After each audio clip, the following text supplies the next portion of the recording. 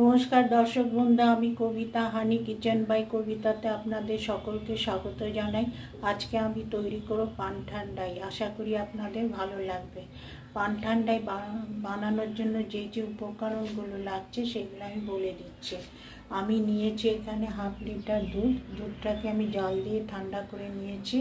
আর নিয়েছি অ্যালমন্ড, কিশমিশ বা চারমগজ আর মৌরি একসাথেই বেটে নিয়েছি। বেটে এগুলো প্রায় 10 গ্রাম 20 গ্রাম করেই নিয়েছি, একসাথে বেটে নিয়েছি কাজের সুবিধার জন্য।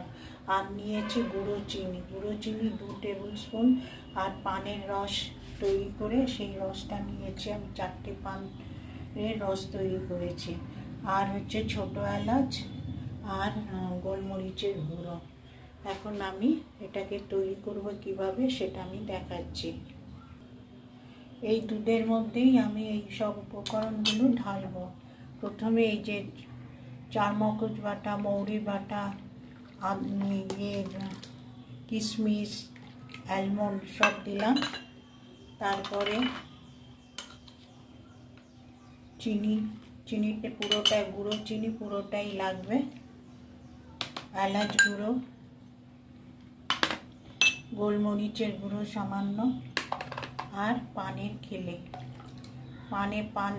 পানটা আমি পানের রসটা অর্ধেকটা দিলাম, 1 চামচের মতন।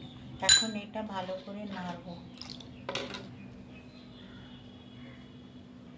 পানের রসটা আর একটু দিচ্ছি, সেটা ভালো লাগে খেতে। এখন এটা ভালোভাবে নাড়তে হবে।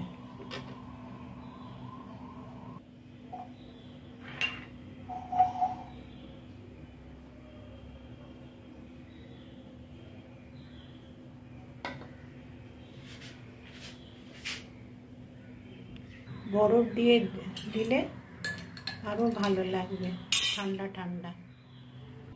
দর্শক বন্ধুরা, আমার পান ঠান্ডায় তৈরি হয়ে গেছে। আশা করি আপনাদের ভালো লেগেছে শরবতটা।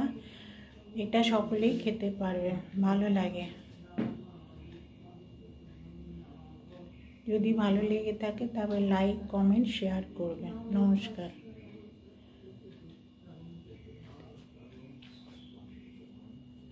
আমি একটু ভুলে গেছি, এখানে একটু গোলাপ জল দিতে হবে।